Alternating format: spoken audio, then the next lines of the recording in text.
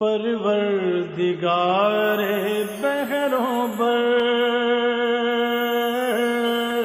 پروردگار بہروں بر۔ اعوذ باللہ من الشیطان الرجیم، بسم اللہ الرحمن الرحیم۔ ان اللہ وملائکتہ یصلون علی النبی یا ایہا الذین آمنوا صلوا علیہ وسلموا تسلیما۔ اللہم صل علی سیدنا و نبینا و شفیعنا و مولانا محمد وعلی آل محمد وبارک وسلم۔ محترم خواتین و حضرات، السلام علیکم۔ پیام صبح کے ساتھ ایک بار پھر حاضر، میں ہوں آپ کا میزبان انیق احمد۔ خواتین و حضرات، پیام صبح میں مسلسل گفتگو ہوتی ہے قرآن کریم کی آیات کے حوالے سے۔ سیکھتے ہیں ہم اپنے وطن کے جید علماء سے، تشریف لاتے ہیں ہمارے معزز اور محترم علماء، اور قرآن کریم سے ہمیں قریب کرتے ہیں، ہمیں قرآن کریم کا علم منتقل کرتے ہیں، ہمیں سمجھاتے ہیں، بتاتے ہیں کہ اللہ تعالیٰ آج کے انسان سے اور خاص طور پر آج کے اہل ایمان سے کیا کیا تقاضے کرتا ہے، کہاں ہمیں دیکھنا چاہتا ہے۔ خواتین و حضرات، تا قیامت ذہن انسانی کی امامت قرآن کریم کرتا رہے گا۔ تو قرآن کریم کو سیکھنے کا یہ ایک سلسلہ ہے جو بحمد اللہ جاری ہے۔ آج ہم سورہ نحل کے حوالے سے بات کروائیں گے۔ اپنے ملک کے ایک ممتاز عالم دین سے اللہ تعالیٰ بات فرما رہا ہے، اور یہاں پر امر کا صیغہ ہے، حکم دے رہا ہے۔ اللہ اکبر۔ ان اللہ یامر بالعدل والاحسان وایتاء ذی القربی وینہی عن الفحشاء والمنکر والبغی یعظکم لعلکم تذکرون۔ اللہ اکبر۔ ہم ذکر کرتے ہیں کبھی کبھار کہ چھوٹی سی آیت، بڑے موضوعات۔ قرآن کریم کی ہر آیت ہی بڑی محترم ہے اور بڑی عظمت والی ہے، لیکن بعض آیات ایسی ہیں کہ جس میں بہت بڑے بڑے مضامین پنہا ہوتے ہیں۔ تین باتوں کو کہا جا رہا ہے، یہ جسے ہم کہتے ہیں ڈوز اور ڈونٹس، یہ کرنا ہے اور یہ نہیں کرنا۔ اللہ حکم دے رہا ہے عدل کا، احسان کا، صلہ رحمی کا۔ عدل اور احسان میں کیا فرق ہے؟ کیا احسان عدل سے آگے کی چیز ہے؟ صلہ رحمی، رشتہ داروں کا خیال رکھنا، دین قدم قدم پر ہمیں تاکید کرتا ہے، اور یہ کام تو کرنے ہیں۔ بدی، بے حیائی، ظلم، زیادتی سے منع کرتا ہے۔ یہ بدی میں اور بے حیائی میں کیا فرق ہے؟ یعنی یہ فحشا اور منکر اور بغی، ان تینوں میں اللہ تعالیٰ نے کیا فرق رکھا ہے، وہ بھی ہم سوال رکھیں گے۔ اور اللہ نصیحت کرتا ہے تاکہ تم سبق حاصل کرو۔ اللہ تعالیٰ فرما رہا ہے، بہت سارے سوالات اس ذیل میں سامنے آئیں گے، اور پھر ہم جوڑیں گے قرآن کریم کی اس آیت کو لمحہ موجود سے کہ ہم کیا کر رہے ہیں۔ تشریف فرما ہے محترم مولانا شجاع الدین شیخ صاحب۔ خواتین و حضرات، مولانا شجاع الدین شیخ صاحب ہمارے ملک کا ایک بڑا نام، تشریف لاتے ہیں پیام صبح میں، اور طویل عرصے سے تشریف لا رہے ہیں۔ الحمدللہ اس پروگرام میں تشریف لاتے ہوئے آپ کا یہ 12واں برس ہے، اور ہم سیکھتے ہیں مسلسل شیخ صاحب سے۔ شاگرد خاص محترم ڈاکٹر اسرار احمد صاحب علیہ الرحمہ۔ شیخ صاحب کو خوش آمدید کہتے ہوئے پروگرام کا آغاز اللہ تعالیٰ کے بابرکت نام سے۔ سورہ نحل اور آیت نمبر 90۔ اعوذ باللہ من الشیطان الرجیم، بسم اللہ الرحمن الرحیم۔ ان اللہ یأمر بالعدل والاحسان وایتاء ذی القربى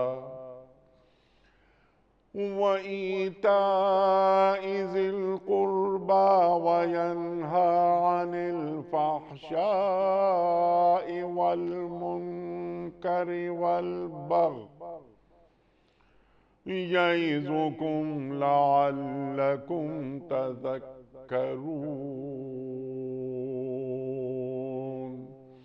صدق اللہ العظیم۔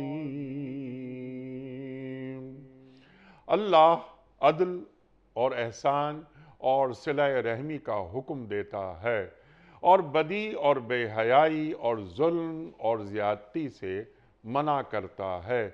وہ تمہیں نصیحت کرتا ہے تاکہ تم سبق لو۔ محترم شیخ صاحب کی خدمت میں اس سے پہلے کہ ہم رکھیں آج کے پروگرام کے حوالے سے پہلا سوال، کل کے پوچھے گئے سوال کا درست جواب اور آج کا سوال آپ کی خدمت میں۔ کل کا سوال ہم نے کوئز میں یہ رکھا تھا کہ کس نبی نے سمندر کو 2 حصوں میں تقسیم کیا تھا؟ درست جواب حضرت موسیٰ علیہ السلام نے۔ آج کا سوال نوٹ فرما لیجئے۔ حضرت ابراہیم علیہ السلام کو آگ میں ڈالنے کا ذکر قرآن کریم کی کس صورت میں آیا ہے؟ سورہ انبیاء میں، سورہ بقرہ میں یا سورہ ملک میں؟ جو درست جواب آپ سمجھتے ہوں روانہ فرمائیے۔ ہمارے فون نمبرز ہیں 0092214527009۔ ہمارا دوسرا فون نمبر ہے 009221343000980۔ ہمارا ای میل ایڈریس ps@dunyatv.tv۔ ہمارا SMS کا نمبر 3031 اور ہمارا واٹس ایپ کا نمبر ہے 0092321825019 حضرت ارشاد فرمائیے، جمعہ کے خطبے میں بھی یہ آیت پڑھی جاتی ہے۔ اب ان اللہ یامر بالعدل والاحسان وایتاء ذی القربی وینہی عن الفحشاء والمنکر والبغی۔ یہ اللہ تعالیٰ یہاں پر حکم دے رہا ہے 3 چیزیں کرنی ہیں، 3 نہیں کرنی۔ ذرا ایک ایک چیز کو کھول دیجئے۔ بسم اللہ الرحمن الرحیم، اللہم صلی علی محمد وعلی آل محمد وبارک وسلم۔ رب اشرح لی صدری ویسر لی امری واحلل عقدۃ من لسانی یفقہوا قولی واجعل لی وزیرا من اہلی، آمین یا رب العالمین۔ انیس صاحب جزاک اللہ خیراً۔ جیسا آپ خود ارشاد فرمایا کہ بہت ہی جامع آیت ہے قرآن حکیم کی، اور اس میں 3 باتوں کا حکم عطا ہوا اور 3 باتوں سے اللہ تعالیٰ نے منع فرمایا۔ یہ وہ ڈوز اینڈ ڈونٹس ہیں جو بڑے اہم ہیں، اس ایک آیت کریمہ میں عطا کیے گئے۔ مزید اس کی اہمیت آپ نے واضح فرمائی کہ ہمارے ہاں جمعے کے خطبات میں ایک رائے کے مطابق سیدنا عمر بن عبدالعزیز رحمۃ اللہ علیہ کے دور سے اس کو جمعے کے خطبات کے بیان میں شامل کیا گیا اور مستقل ہمارے اس کا اہتمام ہوتا ہے۔ حضرت عبداللہ بن مسعود رضی اللہ تعالیٰ عنہ فرماتے ہیں یہ قرآن حکیم کی وہ جامع ترین آیت کریمہ ہے جس میں اللہ جو ہم سے چاہتا ہے کہ ہم کریں اور جن باتوں سے اللہ ہمیں منع فرماتا ہے ان کو بڑے اختصار کے ساتھ بیان کر دیا گیا۔ بعض مفسرین نے یہ لکھا کہ اگر یہ ایک ہی آیت کریمہ عطا ہوتی تو یہ لوگوں کی رہنمائی کے لیے کفایت کر جاتی۔ اس پر امام شافعی کا وہ قول یاد آتا ہے جو سورۃ العصر کے بارے میں امام شافعی رحمۃ اللہ علیہ کا ہمارے استاد ڈاکٹر سراج صاحب بھی اپنے دروس میں بیان فرمایا کرتے تھے۔ اچھا، ایک اور اہم پہلو ہے، قرآن حکیم میں احکامات اور بھی آئے ہیں، لیکن یہاں جو انداز آیا، حکم آتا ہے اقیموا الصلاۃ، نماز قائم کرو، آتوا الزکوٰۃ، زکوٰۃ ادا کرو۔ یہاں اللہ حکم کا لفظ استعمال کر کے پھر بیان فرما رہا ہے، ان اللہ یأمر، بے شک اللہ حکم دیتا ہے، بالعدل والاحسان وایتاء ذی القربی۔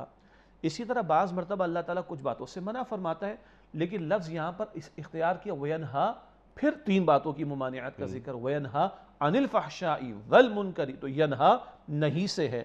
اچھا، امر بالمعروف نہیں عن المنکر، یہ اصطلاحات ہمارے ناظرین کو یاد ہیں۔ تو اللہ تعالیٰ کچھ باتوں کے کرنے کا جو تقاضا کر رہا ہے، لفظ امر کو بیان فرما کر پھر وہ 3 باتیں بیان فرما رہا ہے۔ اللہ تعالیٰ جن 3 باتوں سے روک رہا ہے، ینہا کا لفظ استعمال کر کے پھر ان 3 باتوں کا ذکر کر رہا ہے۔ گویا ڈوز اینڈ ڈونٹس احادیث مبارکہ میں آ جائیں تو ہمارے لیے دلیل اور حجت، قرآن حکیم میں آ جائیں دلیل اور حجت، مگر اللہ یأمرو کا لفظ استعمال کر کے 3 احکام دے، ینہا کا لفظ استعمال کر کے 3 احکامات بیان فرمائے کہ جو نہ کرنے والے کام ہیں، تو اس سے ان کاموں کی اہمیت اور زیادہ بڑھ جاتی ہے جن کو یہاں اللہ تعالیٰ ذکر فرما رہا ہے۔ یہ تو تھوڑا سا اس کا ایک اوورویو اہمیت کے اعتبار سے۔ 3 باتوں کا حکم ہے کرنے کی، 3 باتوں کا منع کرنے کا معاملہ، ان میں ایک ترتیب اور کچھ فرق بھی واقع ہوگا۔ پہلے 3 کام جو اللہ تعالیٰ نے کرنے کی دی، بلکہ ایک اور آپ کی اجازت سے بات، اللہ تعالیٰ کو فقط مان لینا کافی نہیں ہے، اللہ تعالیٰ کی ماننا بھی ضروری ہے۔ یہ جو آج مسلمانوں کا تصور ہے، since I am a born Muslim, I am bound to go to the Jannah, that's it.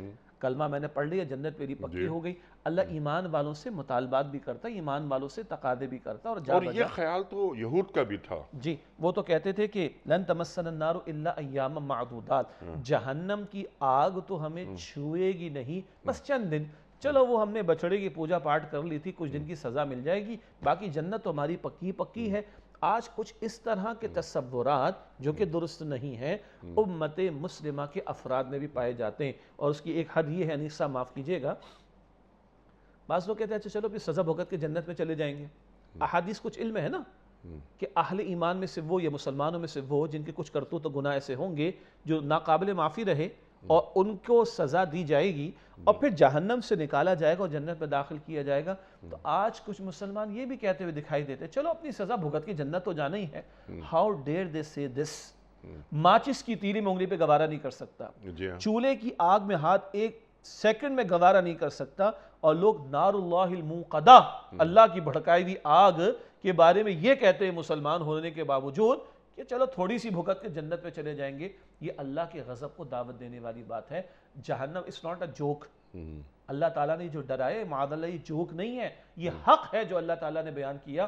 بلکہ اللہ کے رسول کے الفاظ صلی اللہ علیہ وسلم رات کے قیام کے موقع کے اذکار و دعاؤں میں اللہ کے رسول فرماتے تھے صلی اللہ علیہ وسلم والجنت حق والنار حق, اللہ جنت بھی حق ہے اور اللہ جہنم کی آگ بھی حق ہے. یہ پیغمبر مصطفیٰ صلی اللہ علیہ وسلم فرما رہے ہیں, اور مسلمان اس کو لائٹ لے رہا ہو, یہ اللہ کے غضب کو دعوت دینے والی بات ہے. اللہ حفاظت فرمائے. اب آئیے جو 3 باتیں کرنے کو کہی گئیں, عدل, احسان اور ایتاء ذی القربہ, بڑی پیاری باتیں ہیں. عدل کا عام طور پر ترجمہ ہم کر دیتے ہیں انصاف.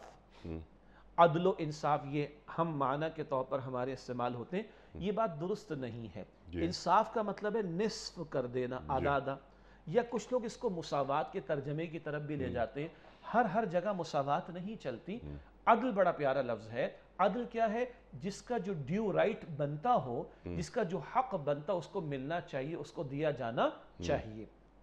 پہلی بات, آگے پہ تفصیل کھولیں گے. اور انشاءاللہ جب احسان کی بات آتی ہے تو یہ لفظ احسان مختلف پیرایوں میں اور معنی میں استعمال ہوتا ہے, لیکن جب عدل اور احسان کا تقابل کریں گے تو عدل عموم کے اعتبار سے قانونی پہلو کا بیان ہوتا ہے, جس کا جو قانوناً حق بنتا اس کو دیا جانا چاہیے. احسان اس سے اوپر کے درجے کی بات ہے. احسان ایک اخلاقی رویے کا تقاضا کرتا ہے. احسان ایک فیاضی والا رویہ ہے جس کا اظہار ہوتا ہے, اور یہ قانون سے آگے بڑھ کر کسی کے ساتھ کچھ معاملہ کرنے کا تقاضا کرتا ہے.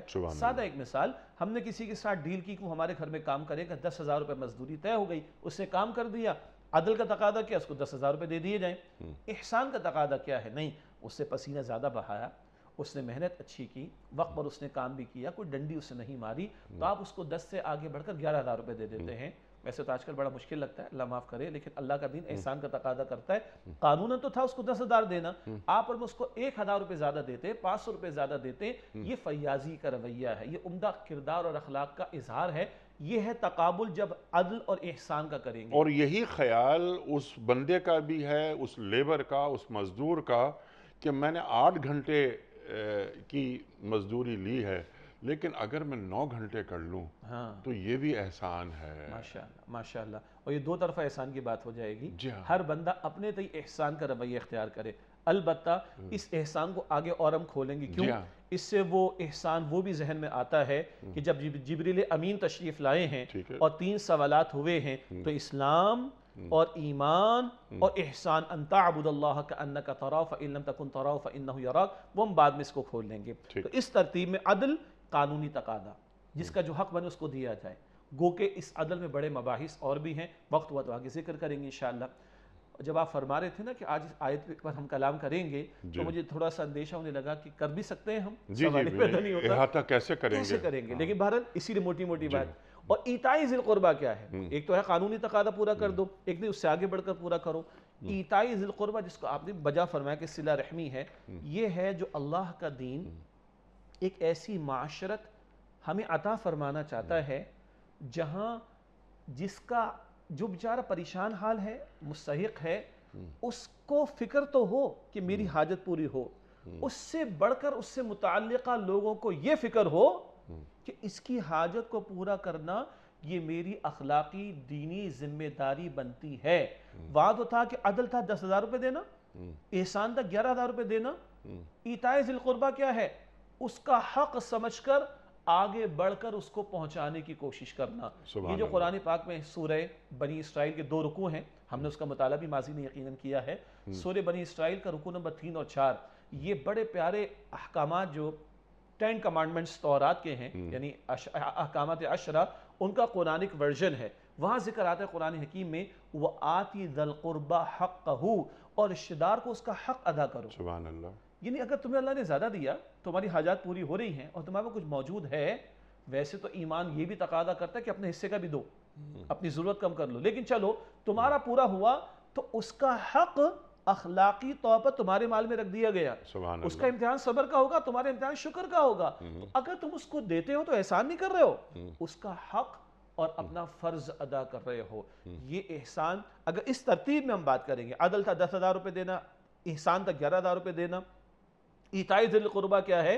کوئی کمٹمنٹ نہیں ہے آپ کی، کوئی اگریمنٹ نہیں ہے آپ کا، کوئی قانونی آپ پر اوبلیگیشن نہیں ہے، مجھ پر نہیں ہے، میں آگے بڑھ کر اپنا احساس فرض اس کے تحت کسی کی ہیلپ کرتا ہوں، صلہ رحمی والا خاص طور پر پہلو۔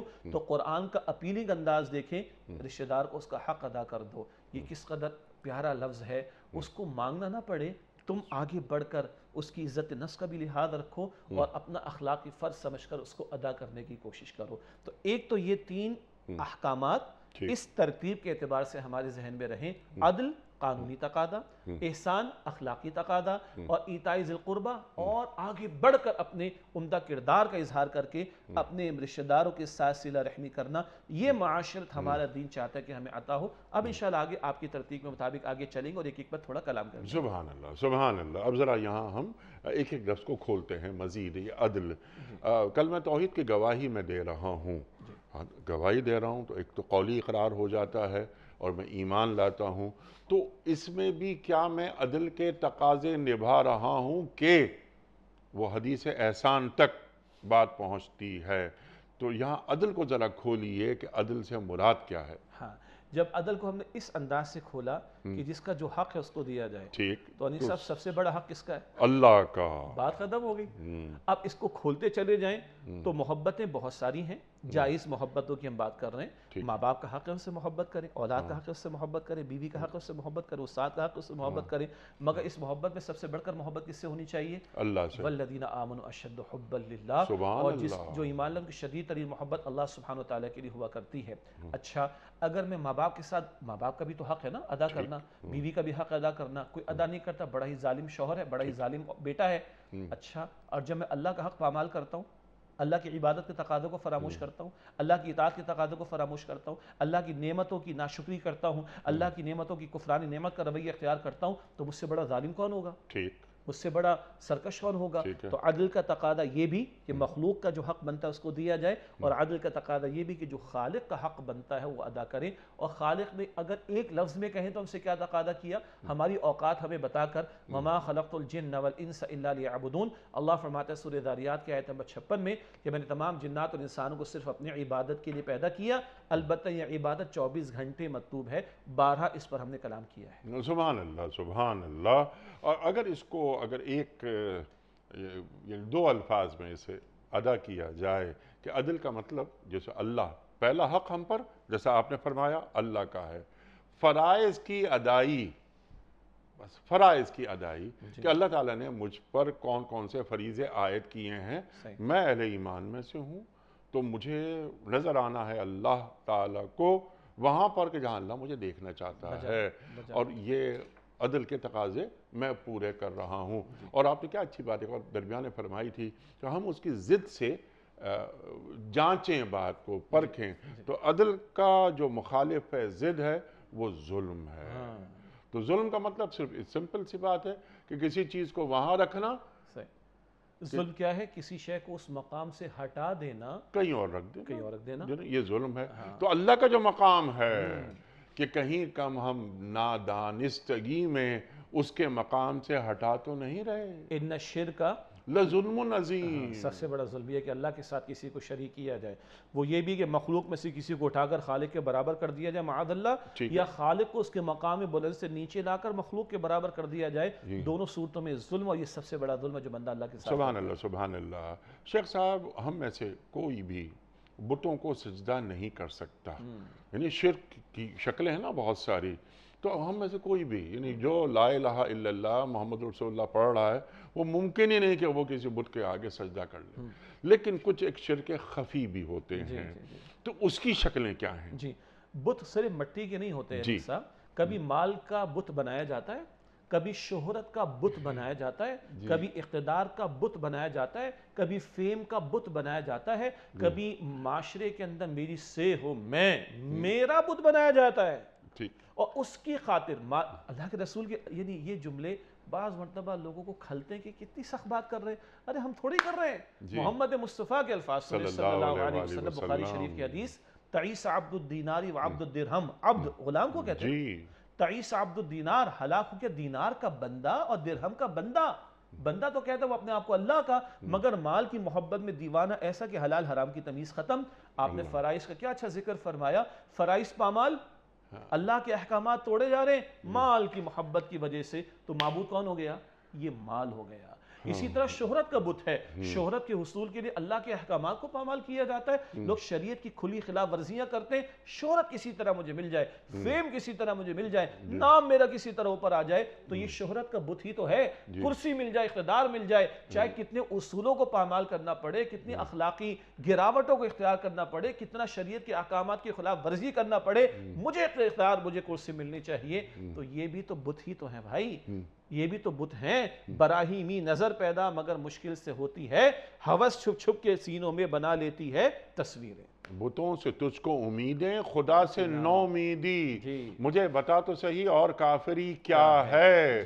یہ مجھے اقبال فرما رہے ہیں. تو آپ جو بات فرما رہے تھے کہ ایک ریاکاری میرے عمل میں، میرے عمل کی شہرت ہو، تو وہ ذرا وہ بھی فرما دیجئے کہ سخی ہے، اسے کھینچ کر جہنم میں لے جایا جا رہا ہے. ایک عالم دین ہے، اسے کھینچ کے جہنم میں لے جایا جا رہا ہے. ایک شہید ہے، اسے کھینچ کے جہنم میں لے جایا جا رہا ہے. تو اللہ کے رسول کیا فرما رہے ہیں صلی اللہ علیہ وآلہ وسلم؟ جی، آپ صلی اللہ علیہ وسلم نے ارشاد فرمایا سب سے پہلے قیامت کے دن جو معاملہ پیش کیا جائے گا وہ یہ تین افراد کا، شہید، عالم، سخی. کیا کیا؟ اللہ جان دی، اللہ دین سیکھا سکھایا، اللہ مال خرچ کیا. اللہ فرمایا کہ جھوٹ کہتے ہو. جان دی تھی تم نے بہادری کے چرچے کرانے کے لیے، دین سیکھا سکھایا تاکہ تمہارے علامہ ہونے کے چرچے ہوں، مال خرچ کیا تاکہ تمہاری سخاوت کی شہرت کے چرچے کیے جائیں. ہو گیا دنیا میں تمہاری بہادری کا چرچا، تمہیں علم کا بڑا خزانہ سمجھ لیا گیا، تمہیں بڑا سخی سمجھ لیا گیا. آج تو کچھ نہیں ہے، سیدھے اوندھے منہ جہنم میں ڈالا جائے گا. یہ تو مسلم شریف کی روایت. اور جس کو آپ نے شرک خفی کہا تھا، جس کو ریاکاری اب ہم کہہ رہے ہیں، دکھاوا کہہ رہے ہیں، اللہ کے رسول علیہ السلام نے فرمایا، مسند احمد کی روایت ہے، من صلی یرائی فقط اشرک ومن صام یرائی فقط اشرک ومن تصدق یرائی فقط اشرک. جس نے دکھاوے کی نماز ادا کی، دکھاوے کا صدقہ دیا، دکھاوے کا روزہ رکھا، یقیناً اس نے شرک کا ارتکاب کیا. اور یہ کس قدر مشکل ہے اس کا پہچاننا. اللہ میری آپ کی ہم سب کی حفاظت فرمائے. سیدھی سی بات ہے ناظرین کرام، ہم بھی کیمرے پر بیٹھے ہوئے، ایک ایکسپوجر تو ملتا ہے. آپ ہمارے حق میں دعا کریں، انیس صاحب کے حق میں دعا کریں، ہمارے تمام علماء کے حق میں دعا کریں. ہم تو طالب علم، اللہ ہماری حفاظت فرمائے. یہ کوئی لفاظی میں نہیں کر رہا، اللہ کے رسول کی حدیث سنیں صلی اللہ علیہ وسلم. آپ نے فرمایا یہ جو شرک خفی کا معاملہ ہے، یہ جو ریاکاری ہے، یہ شو آف کرنے کی بات، دکھاوے کی بات، اس کو پہچاننا اتنا ہی مشکل جتنا ایک اندھیری رات میں ایک کالی چٹان پر ایک کالی چیونٹی کو رینگتے ہوئے دیکھنا مشکل ہے. اس پر تو نگاہ رکھنی پڑے گی. ہوس چھپ چھپ کے سینوں میں بنا لیتی ہے تصویریں. اور ہماری کیا حیثیت اور اوقات. سنن نسائی میں رسول اکرم صلی اللہ علیہ وسلم نے حدیث میں ہمیں دعا تعریف فرمائی، اللہم طاہر قلبی من النفاق وعملی من الریا. اللہ میرے دل کو نفاق سے پاک کر دے اور میرے عمل کو دکھاوے سے پاک کر دے. حضور یہ دعا فرما رہے، مجھے اور آپ کو کس قدر اس بارے میں حساس ہونے کی ضرورت ہے. سبحان اللہ سبحان اللہ، کہ میری نماز میں، میری عبادتوں میں کوئی ریاکاری نہ ہو، دکھاوا نہ ہو، اور عدل کا دامن میں نہیں چھوڑوں. اب یہاں پر میں چاہ رہا ہوں کہ وہ حدیث جو احسان ہے، اب ذرا ہم عدل سے آگے کا معاملہ. یقیناً یعنی آپ نے ہمیں سکھا دیا، تعلیم کر دیا کہ عدل وہ تو ایک قانونی پہلو ہے جو میں نے پورا کر لیا، لیکن اللہ تعالیٰ مجھے اس سے بھی آگے دیکھنا چاہتا ہے۔ تو اب وہ نماز کیسے پڑھوں گا میں جو جبریل علیہ السلام آ کر تعلیم کر رہے ہیں؟ ارشاد۔ بچا جیسے ابتدا میں نے ذکر کیا تھا، جب ہم عدل اور احسان کو کمپیریٹیولی دیکھیں گے تو یہ نقطہ آ گیا، عدل قانونی تقاضا، احسان اخلاقی تقاضا، لیکن احسان اپنی جگہ بڑی قیمتی اصطلاح ہے اور بڑے وسیع معنی کی وہ حامل ہے اور ساری زندگی کے طرز عمل پر محیط۔ اب جو آپ نے فرمایا، میں نے بھی عرض کیا تھا کہ حدیث جبرائیل بڑی مشہور ہے، اس کو ام السنہ بھی کہا گیا، تمام محدثین نے اس حدیث کو شامل کیا۔ جب جبریل امین ایک انسانی شکل میں آئے اور نبی مکرم علیہ السلام کے بالکل قریب آ کر بیٹھ گئے، وہ سارا منظر محدثین نے نقل کیا روایات کی روشنی میں، سیدنا عمر کی روایت بھی مشہور ہے، اور جبریل امین انسانی شکل میں آئے اور آتے تھے اور اللہ کے نبی علیہ السلام سے کچھ سوالات کیے، اخبرنی عن الاسلام، اخبرنی عن الایمان، اخبرنی عن الاحسان، مجھے اسلام کے بارے میں بتائیے۔ حضور نے فرمایا ان تشہد، تم گواہی دو ان باتوں کی۔ مجھے ایمان کے بارے میں بتائیے، ان تؤمن باللہ، تم اللہ پر ایمان لاؤ، فرشتوں پر ایمان لاؤ، کتابوں پر ایمان لاؤ۔ اسلام اقرار کا نام، ایمان تصدیق کا نام۔ مجھے احسان کے بارے میں بتائیے، سبحان اللہ، ان تعبد اللہ کأنک تراہ فإن لم تکن تراہ فإنہ یراک۔ اللہ کی عبادت، صرف نماز نہیں، اللہ کی عبادت ایسے کرو گویا تم اللہ کو دیکھ رہے ہو، اور اگر یہ احساس ممکن نہیں تو یہ تو یقین رکھو کہ اللہ تمہیں دیکھ رہا ہے۔ سبحان اللہ۔ ایک روایت میں آتا ہے ان تخشى اللہ، تم اللہ کی خشیت ایسے اختیار کرو کہ تم اللہ کو دیکھ رہے ہو، ورنہ یہ تو خیال رکھو کہ اللہ تمہیں دیکھ رہا ہے۔ اور ایک روایت میں ذکر ہے ان تعمل للہ، تم اللہ کے لیے عمل ایسے کرو گویا تم اللہ کو دیکھ رہے ہو، ورنہ یہ لحاظ تو رکھو کہ اللہ تمہیں دیکھ رہا ہے۔ یہ احسان، اس کو اور کھولیں، احسان حسن سے ہے، اور ہر نماز کے بعد دعا اللہ کے نبی نے سکھائی صلی اللہ علیہ وسلم، اللہم اعنی علی ذکرک و شکرک و حسن عبادتک، اللہ مجھے توفیق دے، میری مدد فرما، میرے ساتھ معاملہ آسان فرما اپنے ذکر کرنے کے لیے اور اپنا شکر ادا کرنے کے لیے اور اپنی حسن عبادتک، اپنی عمدہ عبادت کے لیے۔ وہ عدل کے تقاضے تو پورے ہو رہے تھے، اعمال تو تم نے کرنے ہی ہیں، ایمان لا کر نیک اعمال تو انجام دینے، اب اعمال میں حسن آنا چاہیے، یہ اپنی جگہ تفصیل ہے۔ ایمان جب ادھر سے ادھر آتا ہے، ایمان جب ادھر سے ادھر آتا ہے تو عمل شروع ہوتا ہے، دل میں ایمان ہوگا تو عمل شروع ہوگا، ایمان جب گہرائی و گہرائی آگی تو عمل میں حسن پیدا ہوگا۔ اور یہ اتنی بڑی بات ہے انیس صاحب، عجیب بات حدیث مبارک میں، کہاں کہاں حسن مطلوب ہے؟ اللہ کے رسول فرما رہے علیہ السلام اذا قتلتم فاحسنوا القتلہ وَإِذَا ذَبَحْتُمْ فَأَحْسِنُوا الذِّبْحَ، تم جب کسی کو قتل کرو نا تو حسن کے ساتھ قتل کرو۔ اللہ اکبر، میدان جنگ میں، جی میدان جنگ میں، یا کسی کو قاتل کو سزا دی جا رہی ہو تو تلوار بھی تیز اس کی دھار، جلاد کا ہاتھ بھی مضبوط ہو، تاکہ کم سے کم، قاتل تو کسی رحم کا مستحق نہیں، نہ اس کو بھی حسن کے ساتھ قتل کرنا۔ اور اس کے بعد اگلی بات تو انتہا ہے، اذا ذبحتم فاحسنوا الذبح، جب تم ذبح کرو تو حسن کے ساتھ ذبح کرو۔ کیا مطلب؟ بکری تو جانور ہے، بکرا تو جانور ہے، نہ تمہاری ہاتھ کی چھری، یعنی چھری کی دھار تیز ہو، تمہارا ہاتھ مضبوط ہو، کھلا پلا کر ذبح کرو، کسی تڑپتے جانور کے سامنے ذبح نہ کرو، ٹھنڈا ہو جائے پھر اس کی کھال۔ جس دین نے جانور کے ساتھ ذبح کرتے ہوئے حسن کرنا سکھایا ہے، انیس صاحب اس دین نے اعمال میں حسن کتنا سکھایا ہوگا۔ اب یہ احسان پوری زندگی کے اعمال پر، اب یہ کہ اعمال میں حسن، آپ نے نماز کی بات کی، پھر ہم بندے کا جو بندے سے تعلق ہے اس میں حسن، اس میں احسان، اس پر آپ سے بات کروائیں گے۔ لیکن نماز، اللہ تعالیٰ کے حضور ہم اور آپ کھڑے ہیں، نماز ہم نے پڑھ لی، کبھی کبھی ایسا محسوس ہوتا ہے کہ ایک میکینیکل انداز میں ہم نے ایک نماز پڑھ لی اور واپس آ گئے، تو کیا ابھی آپ نے ایک لفظ خشیت بھی ادا کیا تھا، اللہ اکبر اللہ اکبر، تو کیا مجھے وہ خشیت مجھے مل رہی ہے کہ جو اللہ تعالیٰ کو مجھ سے مطلوب ہے؟ کیا میں وہ سجدہ ادا کر رہا ہوں؟ یا ایک اور بات میں آپ کی خدمت میں عرض کرتا ہوں، کیا میری زندگی میں اب تک جو ہزاروں یا لاکھوں سجدے کر چکے ہیں، کوئی ایک سجدہ بھی ایسا ادا کیا ہے میں نے کہ جو اللہ کو مطلوب ہے؟ اللہ اکبر۔ انیس صاحب، اس کا پورا تعلق اس بات سے ہے کہ مجھے اللہ کی قدر کس قدر معلوم ہوئی ہے۔ اللہ فرماتا ہے نا ما قدر اللہ حق قدری ہی ہے، تو کفار کے بارے میں تو انہوں نے اللہ کی قدر نہ پہچانی جیسا کہ اللہ کی قدر کو پہچاننے کا حق ہے۔ ہم ذرا اپنا مجھ سمیت ہم اپنا انالیسس کر لیں، ہم دنیا کے کسی ایک ہائی اپس کی میٹنگ میں جاتے ہیں, جی جی کسی ذرا سے اختیار والے کے پاس جاتے ہیں تو ہمارا اٹینشن کا لیول کیا ہوتا ہے, جی ہمارا توجہ کا لیول کیا ہوتا ہے, اور اگر وہ صاحب اختیار ہے تو کچھ اس کا خوف بھی مجھ پر طاری ہوتا ہے کہ نہیں, اور اگر کوئی میرا کام وہاں پر بن جائے تو اس کے تعلق سے میرا طرز عمل کتنے پریکاشنز کا اور پروٹوکولز کا ہوتا ہے. بس میں یہ سوچ لوں, اور ہم یہ سوچ لیں, میں بھی کمزور, ہم سب یہ سوچیں, نماز میں کس کے سامنے کھڑے ہیں, اللہ ہوئے وہ کون ہے؟ ساری دنیا کی بادشاہ اس کے سامنے جو ہے کوئی حیثیت نہیں رکھتے, وہ پوری کائنات کا خالق اور مالک اور محافظ اور رازق اور رب ہے, اور بادشاہوں کا بادشاہ ہے. یہ استحضار تو کرے. ایک شخص غیر مسلم تھا, مسلمان ہوا, اس کو بتایا کہ نماز ادا کرنی ہے اور کچھ سکھایا بھی گیا. انیس صاحب 10 منٹ ہو گئے, اس سے تکبیر تحریمہ نہیں کہی گئی, اور برابر والا ہم جیسا مسلمان تھا, اس سے پوری نماز مکمل بھی کر لی. اس سے پلٹ کر پوچھا بھائی کیا ہوا, تیری نماز شروع نہیں ہو رہی؟ کہا اس کا میں استحضار تو کر لوں, میں کس کے سامنے کھڑا ہوں, کچھ اس کے پروٹوکولز تو ہوں گے, کچھ اس کے آداب تو ہوں گے, کچھ اس کی کیفیت تو مجھ پر طاری ہو, تب میں تحریمہ کہوں نا. اب تحریمہ کا مطلب کیا ہے؟ سب سے ختم, جی ڈسکنیکٹڈ اینڈ کنیکٹڈ ود اللہ سبحانہ و تعالی. تحریم کا مطلب حرام کر لینا. اب بات چیت حرام ہے, اب کھانا پینا حرام ہے, اب گفتگو حرام ہے, اب وائس میسیجز حرام ہے, اب سارا سوشل میڈیا حرام کا مطلب روک دیا ہم نے, اور ڈائریکٹ کنیکشن کس کے ساتھ؟ اللہ کے ساتھ. بات تو بجا ہے تو ذرا سخت جو آپ نے بیان فرمائی. کو ایک سجدہ بھی ہمیں ایسا نصیب ہو سکا کہ ہم کنیکٹ ہو چکے ہوں اس کے ساتھ, ہمارا کنیکشن مضبوط ہو گیا اس کے ساتھ, اور میں ہوں اور میرا رب ہو. کیا ایسا کبھی ملا؟ اگر ملا تو اللہ کا شکر ادا کریں, ٹھیک, اور اگر نہیں ملا تو فکر کریں کہ ہم نمازیں ادا کر رہے ہیں یا ہم کوئی ایکسرسائز کر رہے ہیں, ہم کو فقط ورزش کر رہے ہیں, بس ہم چلے جا رہے ہیں ایک میکینیکل انداز کے اندر. اللہ تعالی حفاظت رکھے. بات تو مطلوب وہی ہے کہ اقیم الصلاۃ لذکری, قرآن کہتا ہے نماز قائم کرو میری یاد کے لیے.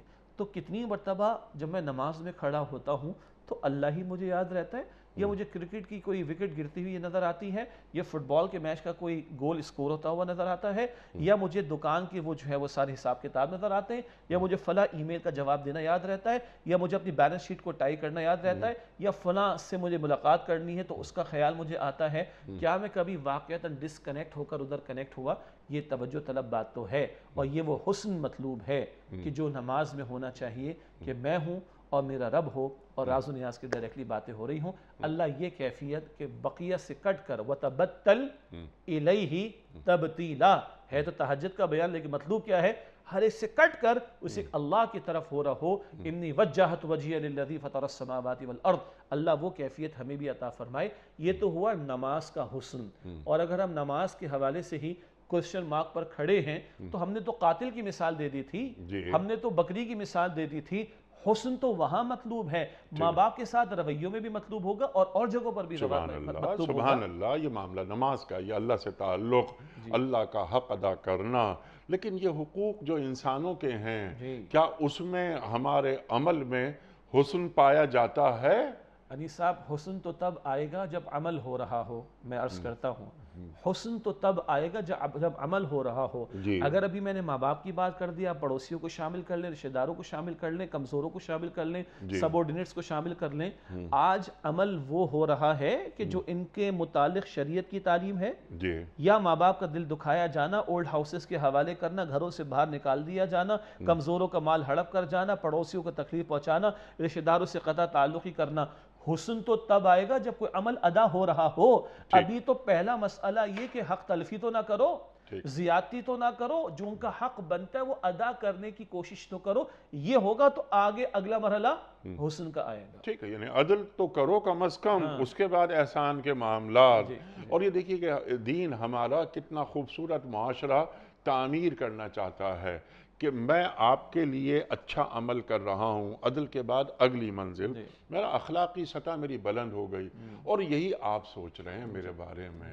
تو انسانوں کا معاشرہ یعنی کیسا خوبصورت معاشرہ تشکیل پاتا ہے, یہ ہے ہمارے دین کا حسن. آپ کی اجازت سے میں آپ کو عرض کرتا ہوں, آپ پروگرام کے شروع میں عرض کرتے ہیں, بیان کرتے ہیں, ہم ایک دوسرے کو کہتے ہیں السلام علیکم. جی ہاں, کیا مطلب ہے اس کا؟ ایک تو ہے کہ میں دعا کر رہا ہوں اللہ آپ کو سلامتی عطا فرمائے, جی ہاں, ایک میں اعلان کر رہا ہوں آپ میری طرف سے سلامتی میں. انیس صاحب, آپ کی جان کو, مال کو, اولاد کو, گھر کو, کاروبار کو میری طرف سے کوئی نقصان نہیں ہوگا. ٹھیک, یہ دین تو یہ معاشرہ, پھر میں اپنی بات کو دہراؤں گا, دین تو بکری کے بارے میں حسن کی بات کر رہا ہے. تو بندے تو بکری سے بڑھ کر ہیں نا، ان کے بارے میں ہمارا طرز عمل کیا ہونا چاہیے؟ یہ لفظ حسن بیان کر کے اللہ کے نبی علیہ السلام اس کے کینوس کو پوری زندگی پر جو ہے وہ اس کا احاطہ فرمایا۔ سبحان اللہ، سبحان اللہ۔ صلہ رحمی وہ ایتاء ذی القربہ، آپ نے تفصیلی بات فرما دی کہ رشتہ داروں کی نگہداشت، یہ کیسے ممکن ہے کہ میں کھاؤں پیوں مزے کروں اور میری بہن یا میرا بھائی یا ان کے بچے وہ بیچارے مفلسی کے حالات برداشت کرنے میں لگے رہیں؟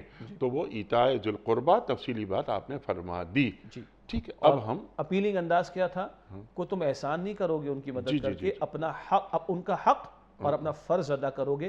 یہ بڑا پیارا اپیلنگ انداز ہے جو اللہ کے دین نے دیا۔ سبحان اللہ۔ اسی طرح حدیث میں ذکر آ گیا، جب رشتہ داروں کے ساتھ بھلا سلوک کرتے ہو تو دوہرا ثواب ملتا ہے، ایک دینے کا ثواب اور دوسرا ان کے ساتھ بھلا سلوک کرنے کا ثواب۔ اجازت دیجیے گا، حدیث میں آتا ہے سب سے جلد جس نیکی کا اجر اللہ عطا فرماتا ہے وہ صلہ رحمی ہے، اور حدیثوں میں ذکر ہے اللہ کافروں کو بھی دے دیتا ہے، ایک دوسرے کے ساتھ بھلا سلوک کرتے دنیا میں دے دیتا ہے اللہ ان کو، اور سب سے جلد اللہ جس گناہ کی سزا دنیا میں دیتا ہے وہ قطع رحمی اور رشتہ داروں کے ساتھ برا سلوک کرنا ہے۔ یہ تفصیلی احادیث موجود ہے۔ سبحان اللہ، سبحان اللہ۔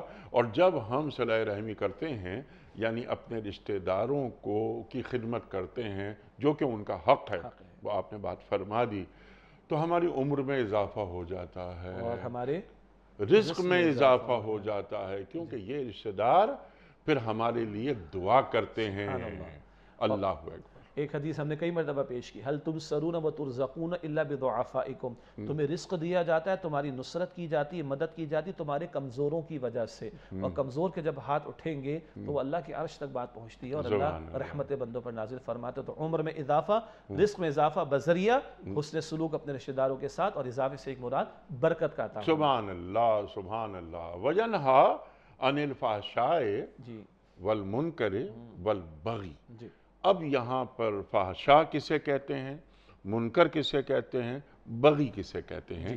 ارشاد۔ جی، تین اہم اصطلاحات ہیں اور مختلف پیرایوں میں اہل علم ان کو بیان کیا۔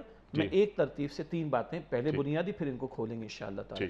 فحشاء فحش سے بھی نکلا، اس کو اگر پھیلایا جائے تو ہر قبیح کام، یعنی وہ کام کہ جس کو معاشروں میں انتہائی گندا، انتہائی برا، انتہائی بد اخلاقی والا سمجھا جاتا ہو، چاہے وہ بخل کرنے کا معاملہ ہو، چاہے وہ نکاح کے بندھن کے برعکس زنا کے راستوں کو کھولنے کی بات ہو، چاہے وہ ایسی امور کو انجام دینے کی بات ہو جس سے وہ جذبات اٹھتے اور بھڑکتے ہیں کہ جن کی تسکین پھر نکاح کو چھوڑ کر زنا کے راستوں سے کی جاتی ہو، تو قبیح قسم کے گندے قسم کے اعمال یہ سارے کے سارے فحشاء کے ذیل میں آتے ہیں۔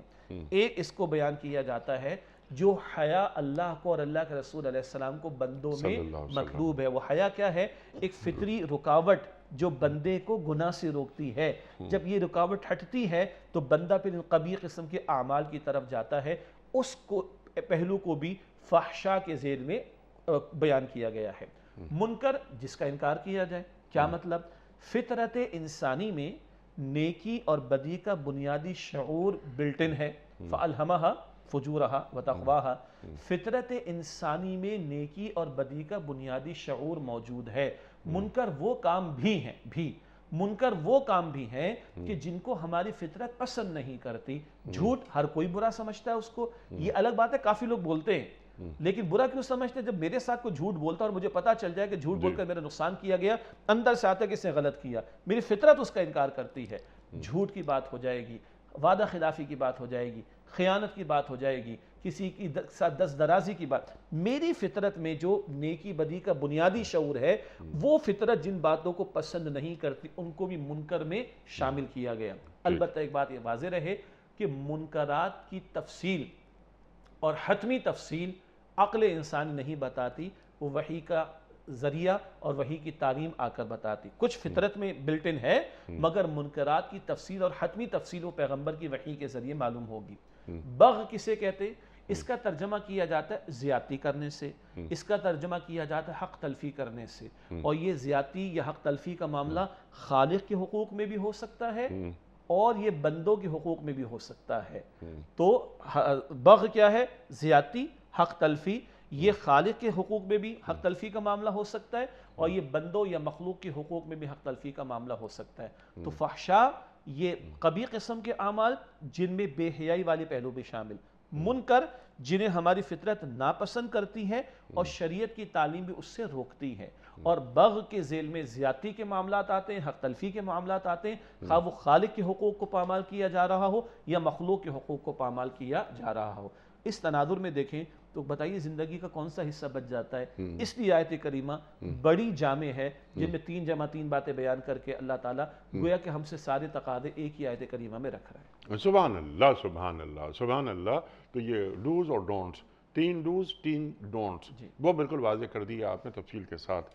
اب 2 ڈوز جو ہر پروگرام میں ہم رکھتے ہیں آخری حصے میں، اور یہ پروگرام کا آخری حصہ ہمارا جاری ہے. ارشاد فرمائیے کہ یہ قرآن کریم کی یہ آیت یعنی ہم سے کیا تقاضے کر رہی ہے. آپ نے شروع میں بڑی شاندار بات یہ فرمائی کہ ہم یہ سمجھتے ہیں ہمارے ذہن کے، یعنی ہم میں سے چند لوگ یہ سمجھتے ہیں، ان کے ذہن کے کسی گوشے میں یہ بات بالکل پکی ہو کے بیٹھ گئی ہے کہ ہم بخشے بخشائے ہیں، ہم جنت میں جائیں گے ہمارے اعمال کچھ بھی ہوں. یقیناً اللہ سے اچھا گمان رکھنا چاہیے.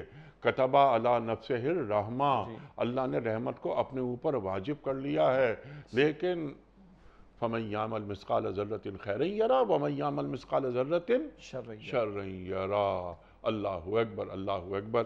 تو اللہ تعالیٰ یہ سورہ نحل کی آیت نمبر 90 کی روشنی میں ہمیں کیسا دیکھنا چاہتا ہے، اور ہمیں اپنے آپ کو، اپنے گھر کے ماحول کو، اپنے معاشرے کو، اپنی ریاست کو کیسا رکھنا چاہیے اس آیت کے ذیل میں. اگر یعنی اب ریاست سے ہم شروع کرتے ہیں بات کو نا. ریاست میں ٹھیک ہو گیا، میں فحشا کا شکار نہیں ہوں، میں نے اپنے آپ کو بچا لیا، میں منکر کا شکار نہیں ہوں، میں اس کا مرتکب نہیں ہو رہا. لیکن اگر میری ریاست میں فحشا بھی ہو رہا ہے، منکر بھی ہو رہا ہے، اور بغی یعنی اللہ کے احکام کی بغاوت ہو رہی ہے، قولی اقرار ہو رہا ہو، عملی انکار ہو رہا ہو، عدل احسان اور ایتاء ذی القربیٰ نہیں ہو رہا ہو، تو کوئی ریاست کی ذمہ داری بھی ہوتی ہے. بجا یہ تو آپ نے کینوس یعنی اور نمایاں فرما دیا اور اس کو تھوڑا سا فوکس آپ نے کر دیا. مسلمان معاشرہ ہے، مسلمانوں کا ملک ہے، اسلامی جمہوریہ پاکستان ہے، جمعے میں کروڑوں مسلمان آ رہا ہے، تو یہ تو مسلمانوں کا منشور ہر جمعے بیان ہو رہا ہے نا. یعنی ریاست کا منشور کہاں سے بیان ہوگا؟ اسلامی ریاست اگر ہو تو اس کا منشور تو ممبر سے بیان ہوگا، ٹھیک ہے، اس کے آفیسز ہوں گے، اس کا سیکریٹریٹ ہوگا. تو اس منشور میں تو ہر ہفتیات، ہر جمعے کے دن، ہر ویک میں ایک مرتبہ یہ منشور تو بیان ہو رہا ہے. آپ پہلی بات کو لے لیں، عدل کو. سیدنا عمر فرماتے رضی اللہ عنہ، فرات کے کنارے کتا بھی بھوکا مر جائے تو میں اللہ کے یہاں جواب دے ہوں. جی سیدنا علی فرماتے کہ کفر کی حکومت چل سکتی ہے، ظلم کی حکومت نہیں چل سکتی. ٹھیک ہو گیا. اور یہ عدل اللہ کے رسول علیہ السلام نے پڑھ کر نہیں سنایا. اللہ کے رسول نے فرمایا وَأُمِرْتُ لِأَعْدِلَ بَيْنَكُمْ، سورہ شورى آیت نمبر 15 ہے، مجھے حکم دیا گیا میں تمہارے درمیان عدل کو قائم کر دوں. اور اللہ کے پیغمبر علیہ السلام نے فرمایا تھا نا اس واقعے پر، جب ایک فاطمہ نامی عورت کا معاملہ آیا، بالفرض محال اگر میری بیٹی نے بھی عمل کیا ہوتا اس کے بھی ہاتھ کاٹنے کا حکم دیتا. جان رکھنا پچھلے لوگ اس لیے ہلاک ہوئے، کوئی بڑا جرم کرتا اس کو چھوڑتے اور جو چھوٹا جرم کرتا اس کو سزا دیا کرتے تھے. یہ بھی تو عدل کی خلاف ورزی ہو رہی ہے. اور یاد رکھیے حدیث مبارک ہے الناس علی دین ملوکہم، لوگ اپنے بادشاہوں کے دین پر ہوا کرتے ہیں. ادھر سے بگاڑ ہے تو نیچے تک بگاڑ جائے گا، ادھر اگر حق تلفی ہے تو نیچے بھی حق تلفی ہوگی. احسان کا معاملہ، میں نماز میں کھڑا ہوں تب بھی حسن مطلوب ہے، میں بیٹا ہوں تو ماں باپ کے ساتھ حسن مطلوب ہے. آپ ایک اینکر پرسن اگر ہے تو یہاں بھی حسن مطلوب ہے. میں اگر دین کا نمائندہ بن کر بیٹھا ہوں، اللہ مجھے توفیق دے، حسن مطلوب ہے. آپ اقتدار کی مسند پر بیٹھے ہو، حسن مطلوب ہے. میں تھوڑی سی گڑبڑ کروں گا تو اس گڑبڑ کا امپیکٹ کم ہوگا. آپ صاحب اختیار اگر ہو، آپ گڑبڑ کرو گے تو اس کا امپیکٹ کروڑوں لوگوں پر آئے گا. اور اگر آپ صحیح معاملہ کر لو، سبحان اللہ. اللہ نے حدیث یاد دلا دی، 7 قسم کے افراد اللہ کے عرش کے سائے میں ہوں گے. پہلا کون ہوگا؟ امام عادل، عدل کرنے والا حکمراں. رشتہ داروں کا حق ادا کرنا. کہتے ہیں ریاست تو ماں کی طرح ہوتی ہے. میرا ایک گھرانہ میرے رشتہ داروں کے ساتھ بھلا سلوک مجھے کرنا ہے. ریاست کے سربراہ کے لیے تو پوری قوم اس کے گھر والوں کی طرح ہوا کرتی ہے. جیسے حدیث مبارک میں ہے نا، الخلق عیال اللہ، ساری مخلوق اللہ کا کنبہ ہے، اور اللہ کو پسند کون ہے؟ جو مخلوق کے ساتھ اچھا سلوک کرنے والا ہو. ریاست تو ماں کی طرح ہوتی ہے. اگر اس سطح پر آ جائیں تو ساری رعایا کے اعتبار سے حتی الامکان ان کا حق سمجھ کر اپنا فرض ادا کرنا یہ حکمرانوں کی ذمہ داری بنے گی. ہاں فحشاء سے ہم بچیں گے، اللہ ہمیں توفیق دے. یہاں آپ اور ہم زبان سے بیان کر دیں گے، مگر فحش باتوں کو اور فحشاء کے اعمال کو روکنے کی طاقت میرے اور آپ کے ہاتھ میں نہیں ہے، وہ حکمرانوں کے ہاتھ میں ہوا کرتی ہے. الذین ان مکناہم فی الارض اقاموا الصلاۃ وآتوا الزکاۃ وامروا بالمعروف ونہوا عن المنکر. جنہیں ہم زمین میں اختیار و اقتدار دیں گے، نماز قائم کریں گے، مراد نظام، زکوٰۃ دیں گے، مراد نظام، اور نیکی کا حکم دیں گے اور بدی سے روکیں گے. آپ اور میں واز کر لیں گے اس پروگرام میں بیٹھ کر، ممبر پر بیٹھ کر، وہ روکیں گے بدی کو اپنی طاقت کو اختیار کر کے. پھر وہ ایسی فلموں کی اجازت نہیں دیں گے جہاں لوط علیہ السلام کی قوم کی حرکتوں کو پروموٹ کر کے قوم کو اللہ کے غضب کا شکار بنانے کی کوشش کی جائے. وہ بدی کے خلاف واز نہیں کہیں گے، بدی کو روکیں گے، فحشاء کو بھی روکیں گے، منکرات کو بھی روکیں گے. ہم واز کر دیں گے شراب نہ پیو، ہم بچیں گے شراب سے انشاءاللہ تعالی. مگر اگر معاشرے میں چلت پھرت ہے اس کی یا لین دین اس کا ہو رہا ہے تو اس کو طاقت کے ذریعے روکنا یہ ان کے کرنے کا کام ہے. اور بغ نہ کرنا، زیادتی نہ کرنا. اللہ مجھے اور آپ کو بھی توفیق دے کہ اللہ کے حق کو پامال نہ کرو. سب سے بڑا حق اللہ کا ہم بات کر چکے، اور مخلوق کا حق بھی پامال نہ کرو. لیکن جو صاحب اقتدار اور اختیار ہوا کرتے ہیں ان کو اپنے کردار ہی سے نہیں، اپنے پورے طرز عمل سے ثابت کرنا ہوگا کہ اس زمین پر اللہ کا حق ادا ہو رہا ہے، اس زمین پر اللہ کی بندگی کے تقاضے پورے ہو رہے ہیں. نہ کہ سرکشی کی جائے، نہ کہ سود کے دھندوں کو جاری رکھا جائے، نہ کہ بے حیائی کی کھلی اجازت دی جائے، نہ کہ یہ کہ ایسے قانون بنائے جائیں کہ جس میں اللہ اور اس کے رسول کے احکامات کی کھلی خلاف ورزی ہو رہی ہو.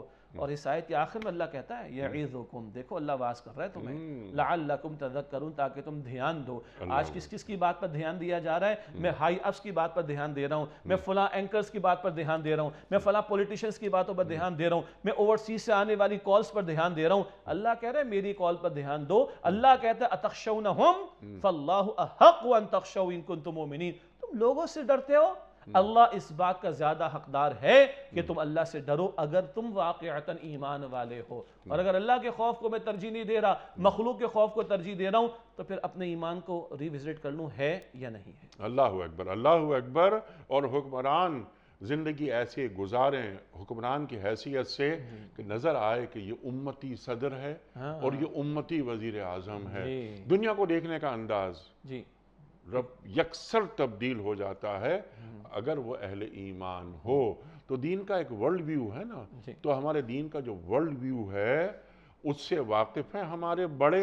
یعنی اگر دنیا آئی ایم ایف کو اہمیت دے رہی ہے دے، لیکن ایک مسلمان حکمران اس کے لیے بڑا کوئی اور ہے. اللہ اکبر. صرف یہ نمازوں کی پکار تھوڑا ہی ہے، یہ صرف اقامت کی پکار تھوڑا ہی ہے، یہ صرف سجدوں میں جاتے ہوئے رکوع میں جاتے ہوئے کہنا تھوڑی ہے، یا وسعت افلاک میں تکبیر مسلسل، یا خاک کی آغوش میں تسبیح و مناجات. وہ مذہب مردان خدا گاہ و خدا مس، یہ مذہب ملا و جمادات و نباتات. صرف اللہ اکبر کے ورلڈ ویو کی آپ نے بات کی نا. یہ دین ہوتا کیا ہے؟ دین غالب ہونے کے لیے آیا ہے، دین مغلوب ہونے کے لیے نہیں آیا. اور دین اس وقت ہوتا ہے جب وہ غالب ہو اور وہ پریویل کرے. لیظہرہ علی الدین کلہ کی شان کی طرح جو محمد مصطفیٰ علیہ السلام کا مشن 3 مرتبہ قرآن کریم بیان کرتا ہے. سبحان اللہ، سبحان اللہ. جہاں پر عدل نظر آئے، جہاں پر احسان نظر آئے، جہاں رشتہ داروں کے حقوق کی ادائی نظر آئے، جہاں فحشاء کے دروازے بند ہو جائیں، جہاں پر منکرات کا خاتمہ ہو، اور جہاں اللہ کہ احکام کی بغاوت کرنے والوں کے سروں کو کچل دیا جائے. بجا. یہ سورہ نحل کی آیت نمبر 90 ہمیں تعلیم کرتی ہے. شیخ صاحب میں آپ کا بڑا شکر گزار ہوں، بڑا ممنون ہوں آپ تشریف لائے. خواتین حضرات، ہمارے علماء کو اللہ سلامت رکھے، تشریف لاتے ہیں اور قرآن کریم سے ہمیں قریب کر دیتے ہیں. اللہ ہمیں کیسا دیکھنا چاہتا ہے اور اللہ ہمیں کیسا نہیں دیکھنا چاہتا، بالکل وضاحت کے ساتھ. اللہ اکبر، اللہ اکبر. قرآن فرقان ہے. قرآن فرماتا ہے نا کہ لا تلبسوا الحق بالباطل، حق اور باطل کو گڑمڑ نہ کرو. وہ تو منافقت ہے. وہ منافقت ہے. تو ایسا نہیں کہ یہ بھی ٹھیک ہے اور یہ بھی ٹھیک ہے. اللہ اور اللہ کے رسول صلی اللہ علیہ وآلہ وسلم کے احکامات کی پامالی بلکہ بغاوت وہ بھی ہو رہی ہے، اور اللہ اکبر کی صدائیں بھی بلند ہو رہی ہیں. خواتین و حضرات، میں ایک بار پھر شیخ صاحب کا بڑا شکر گزار. آپ تشریف لائے، وقتیہ مکمل ہوا. ہمارے آج کے پروگرام کا کوئز. کل کا سوال ہمارا یہ تھا کہ کس نبی نے سمندر کو 2 حصوں میں تقسیم کیا تھا؟ درست جواب حضرت موسیٰ علیہ السلام نے. آج کا سوال نوٹ فرما لیجئے. حضرت ابراہیم علیہ السلام کو آگ میں ڈالنے کا ذکر قرآن کریم کی کس صورت میں آیا ہے؟ سورہ انبیاء میں، یا سورہ بقرہ میں، یا سورہ ملک میں؟ جو درست جواب آپ سمجھتے ہوں روانہ فرمائیے. ہمارے فون نمبرز ہیں 0092213452709. ہمارا دوسرا فون نمبر ہے 009221343000980. ہمارا ای میل ایڈریس ps@duniatv.tv.